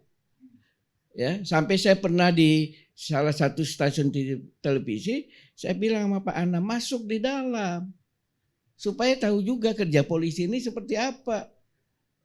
Orang udah meninggal begini jangan ngomong imparsial lagi. SOP segala macam Komnas HAM. Dan ngomong meninggalnya kita tahu juga tidak wajar. Ya masuk dong. Kalau saya khawatir dan ya kita kan juga dulu dari LSM. Ya kalau penyidik ya Pak Usman ya dibuat independen, akses nggak gampang didapat. Tapi udahlah, kita serahkan aja terhadap pilihan Komnas HAM. Kita berharap ada temuan-temuan yang baik yang dilakukan oleh Komnas HAM. Kedua, saya sampaikan Pak Sambo dinonjobkan. Ketiga, berkas ditarik. Yang masa yang tangani udah Presiden berkomentar Bang Karni, masih Polres Jakarta Selatan. Ya. Dengan segala hormat kepada Polres Jakarta Selatan, Pak Budi Kapolres. Tapi masa isu udah nasional begini, yang nanganin Polres. Sementara dia juga pasti harus memeriksa Pak Sambo yang notabene bintang 2. Tapi syukurlah walaupun tidak, kan kalau nilai 1 sampai 10, kita nilai 8 aja kan sudah bagus Bang Karni. Ya pelan-pelan ya Kapolri mau mendengar apa yang disampaikan oleh masyarakat. Jadi jangan langsung ini Pak Johnson langsung kecewa. Kelihatanlah dia buat tim ya. Kemudian ditunjuk langsung bintang-bintang 3. Tadinya awalnya Pak Gatot, sekarang Pak Gatotnya naik jadi Pak Agung yang menjadi komandannya. Kemudian langsung dinonaktifkan Pak Sambo. Kemudian bahkan Paminal dan ini dinonaktifkan juga. Cuman memang itulah membuat masyarakat, kalau istilah Pak Kapolri isunya jadi liar, karena menurut saya ya dari dalam sendiri yang buat liar. Ya. Kenapa seperti itu? Kemudian disampaikan berkas ditarik di Polda. Dan Polda Metro sudah bilang, kan kita ikutin terus nih Bang Karni. Sudah sidik. Kalau sidik sopo tersangkai. Atau paling tidak sudah kuat dong. Saya tidak tahu apakah itu juga disinggung dalam gelar perkara tadi malam keluarga ini. Nah, soal-soal seperti itu yang juga menjadi pertanyaan. Tapi saya tetap masih percaya komitmen Kapolri. Karena beliau diberikan tanggung jawab oleh Presiden Jokowi menjadi Kapolri, tentu mengemban tugas yang tidak gampang. Nah, kita tunggu langkah-langkahnya. Walaupun kita berharap semua keraguan-keraguan, kejanggalan-kejanggalan ini pelan-pelan harus dijawab. Ya, tadi Pak Johnson sudah menyampaikan, apa iya TKP di tempat yang disampaikan sekarang? Hitungannya jam 12 tadi ya. Jam 10.58. 58 berarti jam 11 lah ya. Sementara jenazah dibawa ke Sementara mayat ditemukan pukul 17. 17 di TKP. Ya, sementara juga disampaikan Magelang Jakarta 7 sampai 8 jam. Kan itu nggak nyambung. Nah, misteri-misteri kejanggalan-kejanggalan seperti itu yang harus cepat dijawab oleh pihak. Kalau saya lebih suka menyampaikan tim khusus ini, ya, Iya, yang disampaikan oleh Kapolri pada saat itu Pak Agung, pendalaman. Nah, pendalaman seperti apa? Makanya saya pernah menyampaikan, jadi logika berpikir kita dibolak-balik, ya. Kalau seandainya dari awal ini dibuat transparan, olah TKP saya hampir tidak pernah, apalagi untuk kasus yang besar, biasanya Polri mengundang seluas-luasnya akses, ya, kepada pers untuk melihat. Kan biasanya adegan 1, adegan 2, adegan 3, seperti kata Pak Susno tadi, itu kan dipaparkan dan kita bisa lihat. Kita nggak mau tahu detailnya, tapi kita lihat itu. Kemudian ada tembak-tembakan dari atas ke bawah. Mana bekas longsong, ya, yang di tembok, atau istilah Pak Susno, ini peluru yang pintar. Bisa dia dari bawah ke atas, atau dia di bawah. Mana itu? Ditunjukkan aja itu semua. Menurut saya kalau itu semua secara transparan ditunjukkan oleh penyidik, ya, tentu di dalam hal ini tim khusus yang dibentuk oleh Polri ini tidak akan ramai seperti ini, ya, tidak akan ramai seperti ini. Pak, tapi kalau itu nggak ditunjukin, jadi artinya apa nih yang sekarang ini terjadi nih? Kalau ini tidak ditunjukkan apa yang dijelaskan Jenderal, apa nih? Nah, itulah yang harus kita ini kan Pak Johnson, kita bicara dengan kita ditanya oleh pers, kita sampaikan, kalau saya melihat didengar oleh Kapolri, ya. Cuman eksekusinya agak lamban, iya. Ya, tapi didengar. Nah, sama seperti saya tadinya ragu, malah keluarga nggak mau otopsi. Ya. Saya udah menyampaikan itu sebelum Pak Johnson jadi kuasa hukum. Otopsi ulang.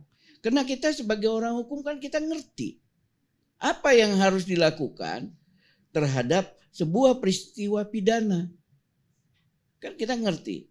Tapi ternyata malah saya kaget juga, cepat juga Pak Johnson dan kawan-kawan ini menerima kuasa. Ya. Saya sendiri Pak Johnson, itu karena mungkin saya agak banyak bicara, itu Punguan Huta Barat mau ketemu, Punguan Simanjuntak mau ketemu.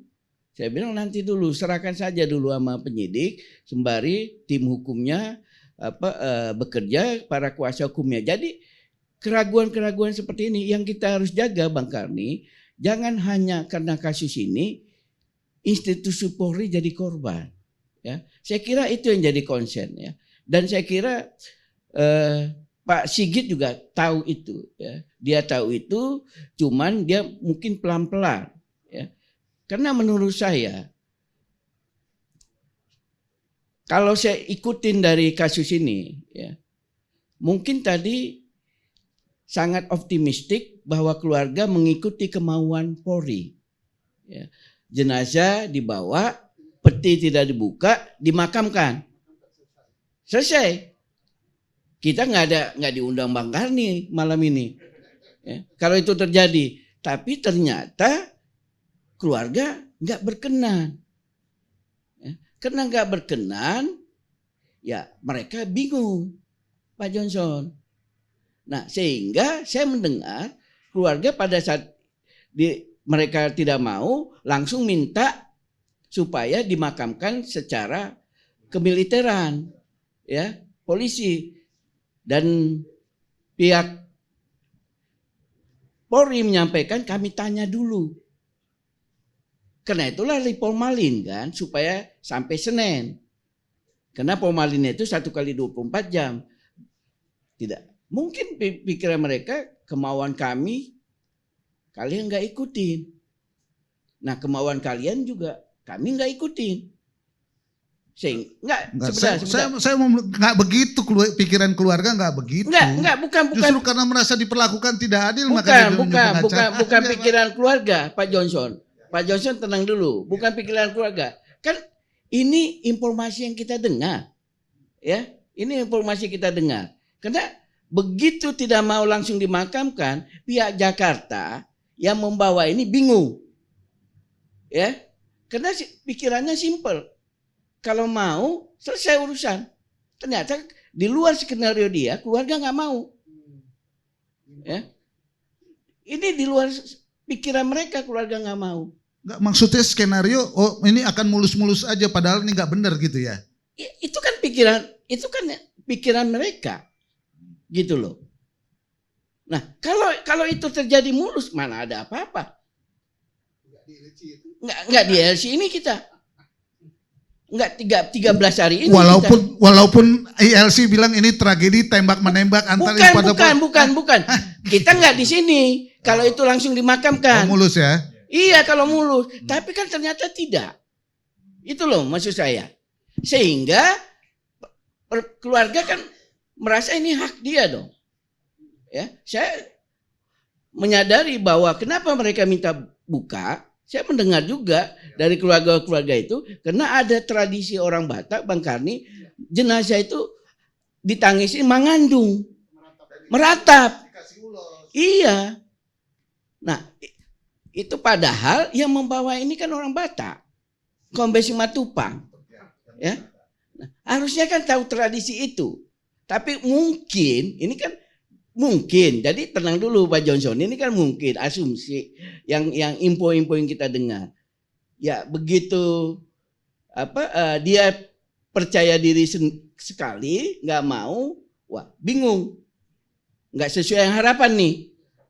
Saya menduga jangan-jangan adiknya yang polisi juga itu perlu ditanya juga Pak Johnson. Apa komunikasi mereka dengan pihak Mabes kan, adik yang polisi, apakah sepanjang beliau mendampingin waktu jenazah di autopsi, cuman dia nggak bisa masuk, dia kan ada di rumah sakit Polri terus katanya. Nggak. Ya supaya jangan mungkin ini kepastian karena itu udah di BAP kan, pro justisia kan, sudah di BAP ya kan. Dia tidak lihat dan dia tidak tahu, dia dipanggil malam itu dan disuruh menandatangani izin otopsi. Bukan saya bukan ke situ. Pak Johnson terlalu cepat ngambil mic. Maksud saya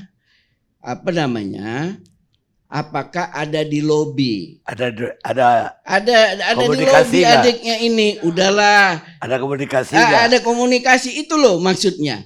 Nah kalau nggak ada, bagi saya Bang Karni terlalu pede. Itu loh tim yang membawa itu. Kalau nggak di lobi keluar, dia pikir ya apalah ini, gitu loh. Coba tolong diinin Pak Johnson, sehingga pikiran saya nih di lobi nih adiknya. Begitu kita tahu ada adiknya polisi, ternyata enggak, berantakan. Sehingga apa yang diinginkan keluarga juga enggak mereka. Itu kan sebenarnya hak keluarga ya Pak Susno ya, dimakamkan secara militer ya. Karena dia polisi. Nah itu enggak dipenuhi. Hemat saya itu karena mereka kecewa. Enggak sesuai harapannya. Kalau langsung malam itu pasti ini. Nah, dari situlah kelihatan keganjil. Jadi bagi saya keganjilan satu ditindaklanjutin dengan keganjilan berikutnya. Itu terus dari kasus ini. Ganjil terus padahal jalanan di Jakarta ganjil genap. Ya.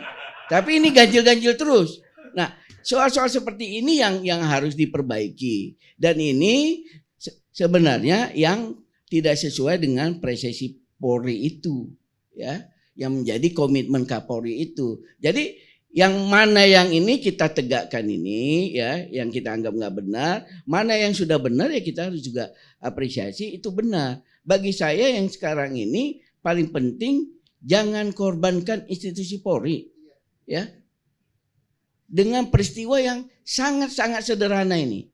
Kalau kita punya kenalan polisi, saudara polisi, mereka bilang, Bang, ini kami yang kapten aja bisa Bang beresin ini Bang. Mereka bilang, ya yang baru jadi polisi 5 tahun juga udah dapat pendidikan serse bisa. Ini urusannya simpel. Ada, sama seperti kata Pak Susno tadi, TKP ada, korban ada, yang ngaku nembak katanya, yang ngaku itu belum jelas juga Pak Susno. Ngaku tanda petik nembak itu ada. Ini hari ke-13 Bang Karni. Ya. Tapi saya yakin bagi saya minggu ini ada kemajuan. Ya. Kemajuan pertama Pak Sambo nonaktif. Ya. Kemajuan kedua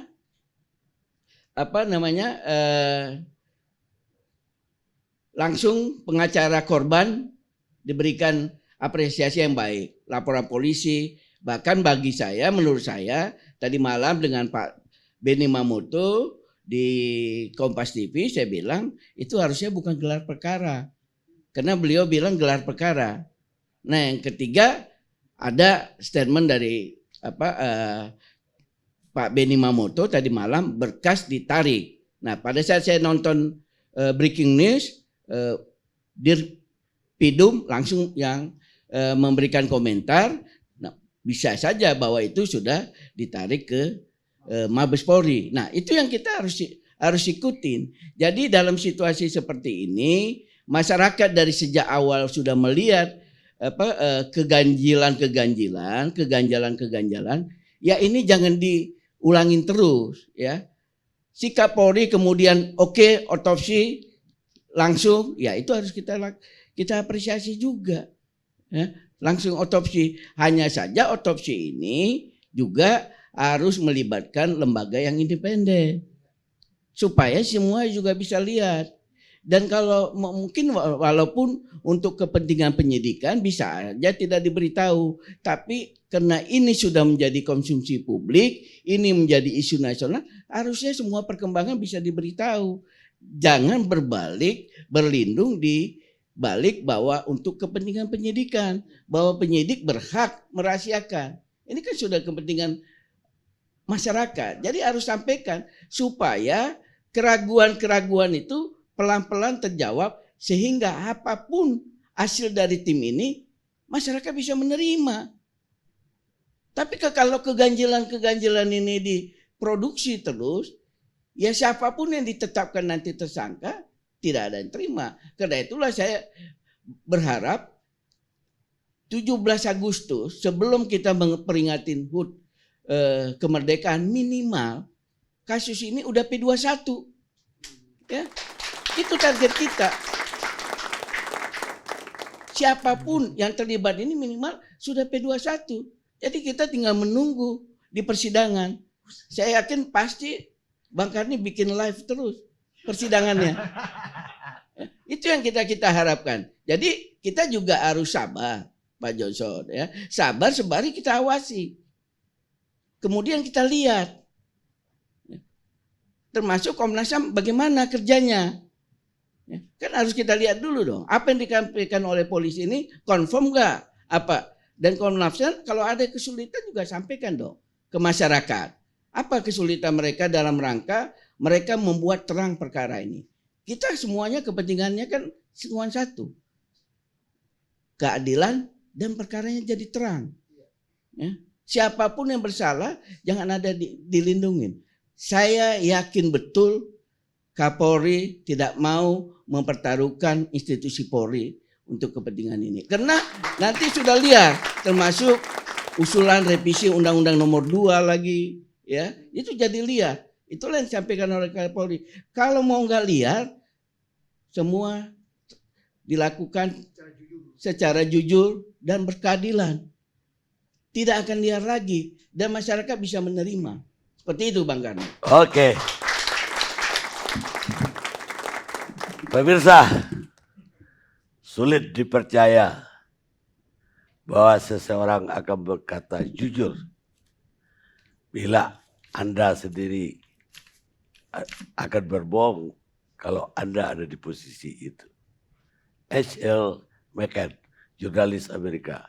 Kita rehat.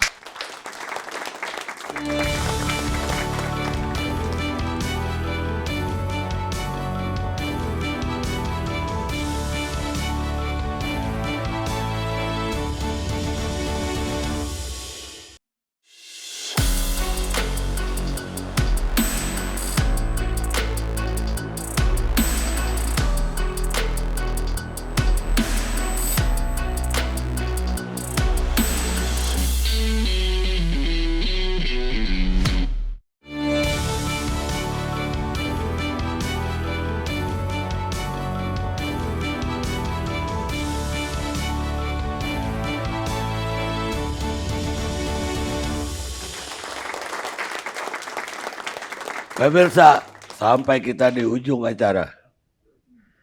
Sekarang kita ingin dengar dari aktivis HAM, Usman Hamid. Makasih Bang. Ini seru juga nih, semuanya Sumatera narasumbernya saya lihat. Apalagi ada 2 Panjaitan. Dan saya di luar dugaan Pak Susno lucu orangnya nih. Bang Karni, jadi ini sebenarnya kan kita bicara tentang satu peristiwa kejahatan. Dalam satu peristiwa kejahatan tentu kita harus cari siapa pelaku, siapa korban, dan apa alat yang digunakan ketika melakukan kejahatan pelaku kepada korban. Persoalannya dalam peristiwa ini, pemberitaan dan juga penjelasan kepolisian kan peristiwa yang kita bahas ini sebenarnya tidak terlalu langsung menjadi fokus perhatian kepolisian di awal.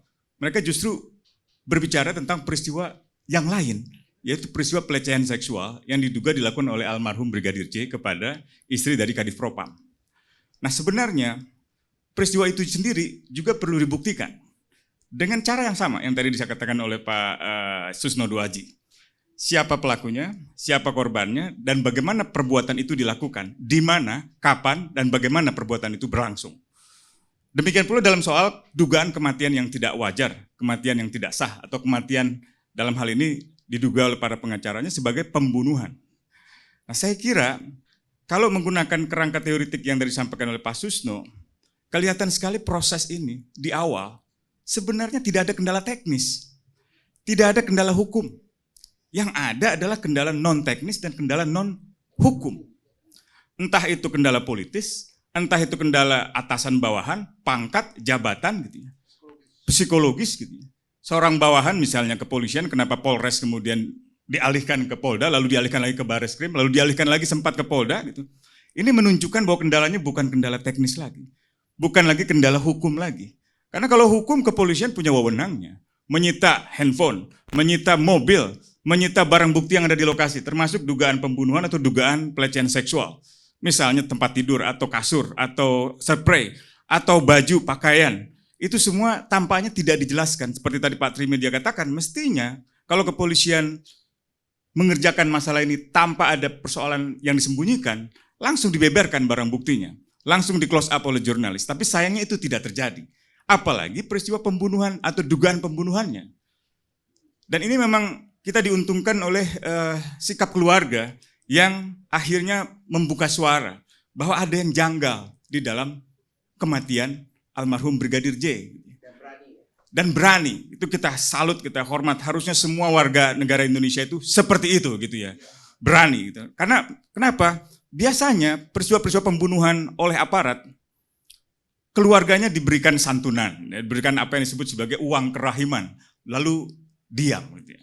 Nah, jarang sekali ada peristiwa seperti ini di mana keluarganya bersuara. Nah, sayangnya kepolisian juga terlihat sekali tidak profesional di awal. Menghalang-halangi keluarga untuk melihat jenazahnya.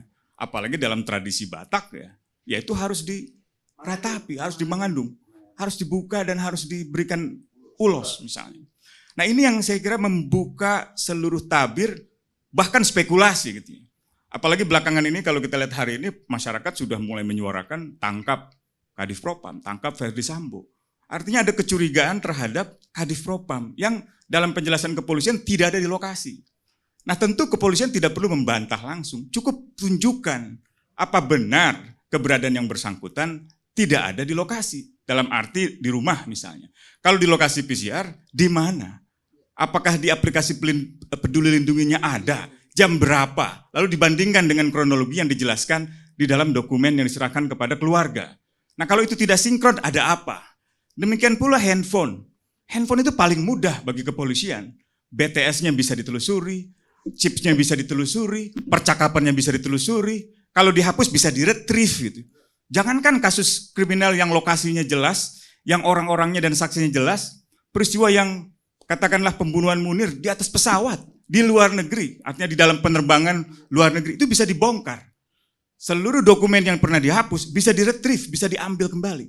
Nah kecanggihan-kecanggihan yang dimiliki oleh kepolisian, kewenangan-kewenangan hukum yang besar yang ada di kepolisian, sepertinya tidak terbukti di dalam perkara ini gitu.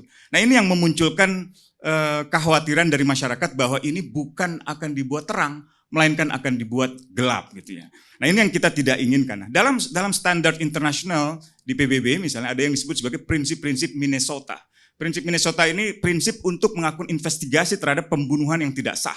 Pertama, dia harus menghormati, memenuhi prinsip kesegeraan. Apakah dengan pengumuman hari Senin tanpa ada barang bukti menunjukkan kesegeraan? Tidak. Yang kedua, apakah bukti-bukti yang dikumpulkan menyeluruh? Banyak yang hilang, banyak yang dianggap rusak dengan penjelasan-penjelasan yang kurang meyakinkan. Atau bahkan saksi-saksi yang ada di lokasi juga tidak ada yang diperiksa sepertinya. Kalaupun diperiksa sepertinya tidak ada hasil. Apakah benar-benar peristiwa itu hanya peristiwa pelecehan seksual? Kalau tidak, mengapa kematian misalnya Brigadir J ya, juga menimbulkan kejanggalan dari segi luka-luka? Katakanlah itu ada rekoset. Bagaimana sebuah peluru, saya pernah melakukan uji balistik dalam peristiwa penembakan Trisakti, bagaimana sebuah peluru bisa rekoset dari bibir ke hidung, ke mata, lalu kemudian ke belakang leher, lalu ke dada, lalu ke... Itu hal-hal yang saya kira memang masyarakat awam dan mungkin tidak berkompeten untuk memberikan penilaian itu sebagaimana halnya ahli forensik. Tapi pertanyaan-pertanyaan itu masuk akal. Pertanyaan-pertanyaan itu bukan pertanyaan yang mendadak, pertanyaan itu berangkat dari pengalaman di mana terdapat orang disiksa, terdapat orang dianiaya gitu. Jadi saya kira kepolisian bukan hanya mempertaruhkan kredibilitasnya, tapi juga mempertaruhkan kredibilitas penegakan hukum secara keseluruhan gitu. Nah, hal lain yang juga penting adalah keterlibatan pihak luar. Ini prinsip yang ketiga. Untuk apa? Untuk menjaga independensi. Independensi itu terlihat tidak dimiliki oleh Polres, karena sampai Polresnya akhirnya dicopot, gitu ya, sampai dialihkan berkasnya. Demikian pula di Polda. Polda pun akhirnya tidak diserahkan kepercayaan, dibalik lagi ke dalam Barreskrim. Artinya ada soal independensi di sana. Termasuk juga Komnas HAM ketika mengambil keputusan untuk tidak melibatkan diri, itu juga meragukan independensi penyelidikan itu. Dan ada benarnya yang disampaikan oleh Pak Trimedia bahwa memang ada baik yang di dalam, tetapi tidak berarti bahwa kalau di luar Komnas HAM tidak bisa melakukan apapun. Komnas HAM punya hukum yang bisa dirujuk, hukum pidana, hukum acara pidana, apakah seluruh prosedur penyelidikan dijalankan, apakah seluruh proses penyidikan dijalankan. Dan kalaupun belum ada yang ditetapkan sebagai tersangka, sebenarnya polisi punya wewenang untuk memberlakukan apa yang disebut sebagai prarekonstruksi. Jadi mereka ulang seluruh peristiwa itu meskipun tidak ada tersangkanya. Apalagi kalau sudah naik sidik, mestinya ada tersangkanya. Tentu dengan praduga tidak bersalah. Nah, bukti-buktilah yang saya kira sangat penting dan sayangnya tidak terlalu muncul di dalam berbagai penjelasan kepolisian. Saya hormat terhadap Pak Wakapolri, Pak Irwasum, dan menurut saya mengingat mereka juga tidak lama lagi pensiun, pasti tidak ada kepentingan lah, tidak ada semacam hal-hal yang akan dilindungi atau akan dipertahankan gitu. Mudah-mudahan dalam waktu dekat itu tidak akan itu akan lebih jelas gitu. Nah, saya berharap juga dugaan pelecehan itu bisa diselidiki dengan melibatkan Komnas Perempuan. Komnas Perempuan sudah mengambil katakanlah pernyataan, tetapi mungkin perlu didukung bukti-bukti forensik gitu, melibatkan ahli forensik. Ada RSCM, ada UI, ada Pajajaran, ada banyak kolegium forensik kedokteran dan mediko legal Indonesia yang bisa dilibatkan. Gitu. Kalau tidak melibatkan mereka agak berat sih. Termasuk uji balistik. Kalau uji balistik laboratorium kita tidak cukup, ada uji balistik yang bisa dilakukan di luar negeri. Dalam kasus penembakan Mahasiswa Trisakti, saya melakukan uji balistik sampai ke Kanada, ke Montreal. Sehingga bisa jelas itu, probabilitas kemiripan antara proyektil, alur poliklir atau jelaga dari proyektil dengan senjata-senjata yang disita, itu bisa akan terlihat apakah memiliki kemiripan atau tidak. Termasuk kepemilikan senjata yang tadi Pak Susno katakan, saya kira benar itu. Kalau memang ada senjata, siapa milik senjata itu? Jenis senjata apa? Apa mungkin dimiliki oleh Baradae? Atau dimiliki oleh Kadif Propam gitu? Apakah senjata itu dipinjamkan? Itu juga banyak pertanyaan-pertanyaan yang kalau misalnya Kadif Propam mengatakan, saya tidak memegang senjata. Apakah senjata itu dipinjamkan? Kalau dipinjamkan, apakah boleh dipinjamkan? Jadi ada banyak pertanyaan-pertanyaan yang sebenarnya pertanyaan reserse kan. Yang kalau misalnya itu dilakukan secara tuntas, tidak mungkin perkara ini bisa berlarut-larut. Tidak perlu sampai misalnya Presiden mengeluarkan pernyataan kalau perkara ini diselesaikan secara tuntas. Nah, saya berharap apa yang dilakukan oleh kepolisian kemarin-kemarin itu bisa dikoreksi, bisa diubah supaya tidak menghasilkan apa yang disebut sebagai miscarriage of justice. Proses peradilannya menjadi tersesat, bahkan tidak menghadirkan keadilan. Nah, ini satu pertaruhan juga bagi Kapolri. Kapolri bisa mempertaruhkan jabatannya di sini. Kalau seandainya gagal mengungkap kasus ini, saya kira dia tidak layak gitu. Kalau ia bisa membongkar perkara ini, saya kira ia layak untuk terus menjadi Kapolri gitu. Ini saya kira penting, dan yang paling penting lagi adalah keadilan buat keluarga korban, buat keluarga Samuel Huta Barat yang sampai hari ini masih bahkan berada dalam tekanan. Berada dalam tekanan berarti perlu pelindungan saksi. Pak Samuel, bapaknya itu, suaminya Bu Rohani gitu. Saya kira mereka perlu perlindungan saksi dan korban. LPSK saya lihat sudah mendatangi Kadifropam, mendatangi istri Kadifropam, mendatangi Baradae, tapi kayaknya belum mendatangi keluarga. Itu penting sekali untuk misalnya LPSK untuk melakukan perlindungan saksi dan korban kepada keluarga. Demikian pula Komnas HAM. Saya dengar menemukan misalnya dugaan peretasan handphone daripada keluarga. Nah, ini juga perlu diselidiki. Meskipun pesan-pesan itu sudah hilang, bisa diretrieve. Benar nggak Pak Susno? Sangat bisa. Provider juga sangat bisa membongkar itu. Dan di sini tidak ada kepentingan politik yang besar menurut saya. Ini hanya kepentingan pribadi-pribadi yang saya ilustrasikan sebagai duri di dalam daging. Kalau duri ini tidak dicabut, dagingnya akan membusuk. Duri itu pelakunya, dagingnya itu adalah lembaganya. Kalau dicabut sakit, perih gitu. Tetapi kalau ia dicabut, dia akan menyembuhkan luka dari daging itu dan akan menyembuhkan kepolisian dan akan mengembalikan seluruh kepercayaan masyarakat kepada kepolisian. Demikian dulu Bang Karni. Baik. Sekarang kata-kata penutup dari mantan Hakim Mahkamah Agung Gayus Lumbun. Terima kasih Pak Karni.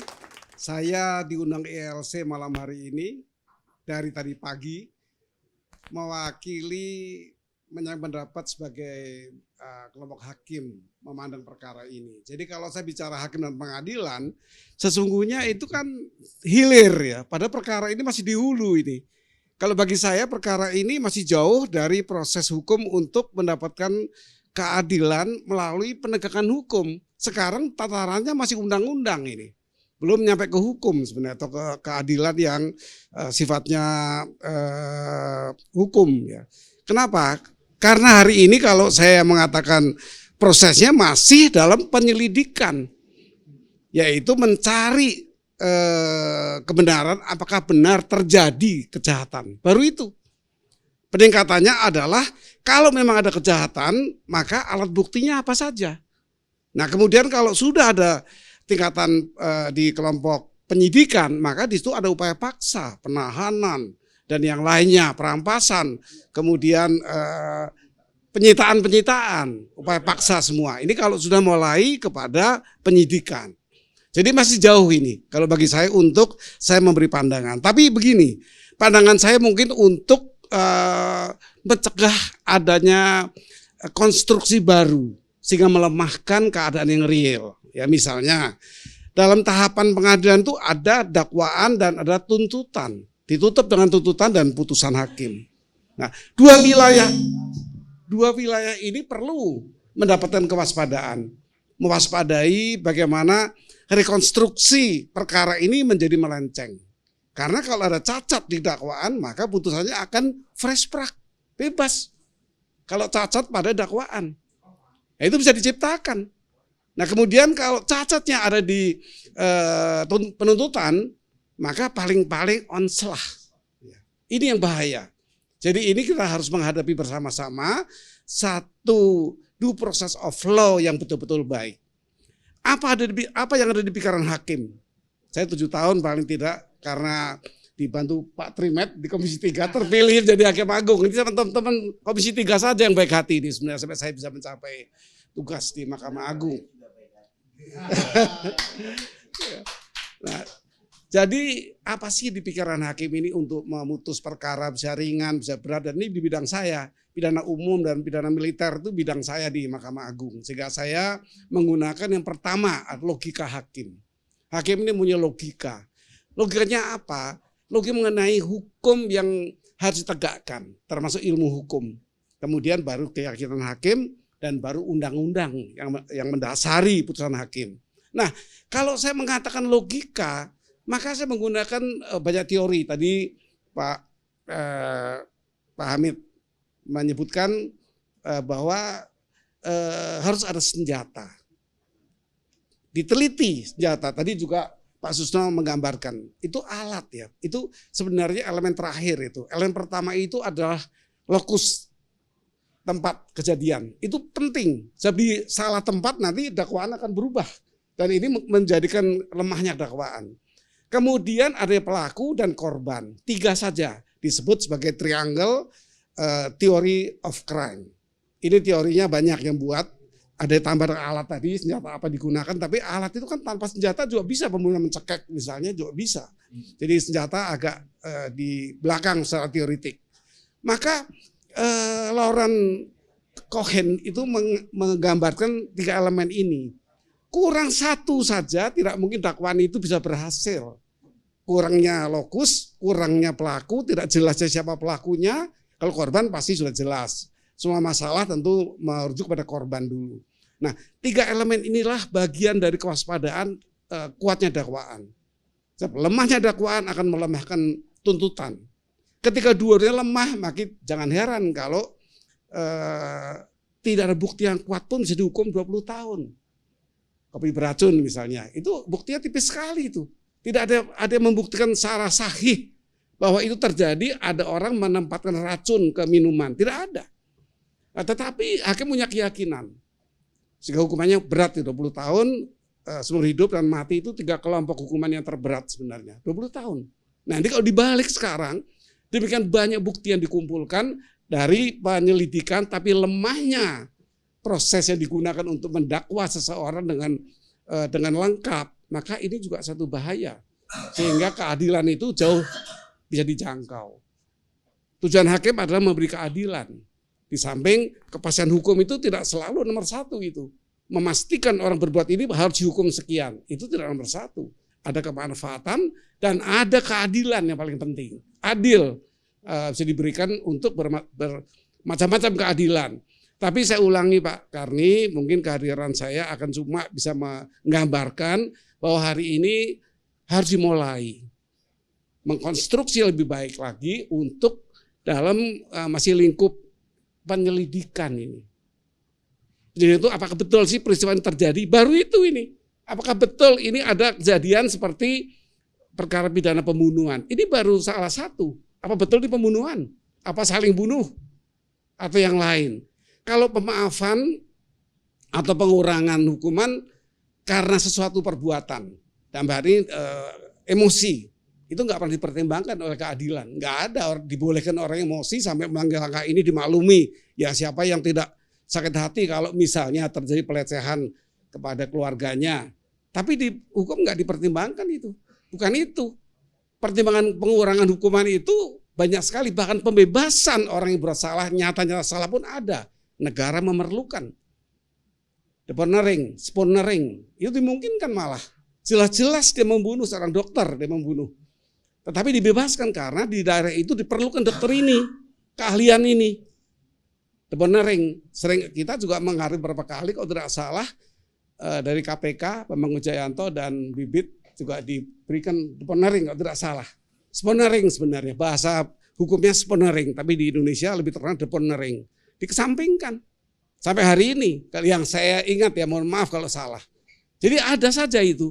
Jadi konstruksi hukum itu perlu diperhatikan. Nah ini masukan ini mungkin kalau teman-teman tadi demikian baik dan jelas mengetengahkan semua pengalamannya, tapi di pengadilan itu semua yang disampaikan bahkan ahli itu ruang hampa masuknya. Hakim punya otoritas. Jam berapa si korban ini mati? Itu bukan ahli forensik. Hakim menentukan di sebuah perkara ini. Oh enggak benar, bukan jam sekian. Kematian orang itu. Dan banyak perkara, hakim yang memutuskan, oh bukan jam 12, jam 12:30. Hakim dengan pendekatan ahli-ahli kan bertentangan juga. Ahli ini enggak selalu kompak juga, berbeda-beda. Nah, oleh karena itu, ini istilah ini adalah bahkan sampai kematian orang pun dalam sebuah perkara, hakim yang menentukan, bukan dokter. Ini menggambarkan demikian keyakinan hakim itu dikedepankan, bisa tanpa bukti orang dihukum berat, ada buktinya jelas dilepaskan. Nah ini akan nanti mempengaruhi penyelidikan yang sedang berjalan ini. Harus masukan semua ini harus dihimpun menurut satu konsep, yaitu elemen-elemen mengenai bagaimana sesungguhnya kejadian itu harus terdiri dari 3 tadi. Yang penting tempat, kalau alat ya memang penting. Senjata kaliber berapa, apa efek membunuhnya itu seperti apa, tapi itu alat ya. Yang penting adalah pelaku ditemukan secara pasti. Kemudian tempat secara pasti di mobil, apa di rumah, ini ada kepastian hukum. Kalau tidak hakim bingung gitu. Dakwaannya menjadi lemah. Demikian, terima kasih Pak Karni. Terima kasih Pak Hakim Agung.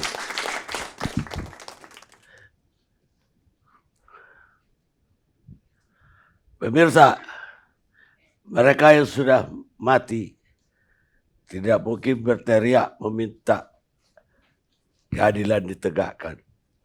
Adalah tugas mereka yang masih hiduplah yang menuntut agar keadilan itu bisa ditegakkan. Louis Boyol, penulis Amerika Serikat. Kita ketemu ILC yang akan datang.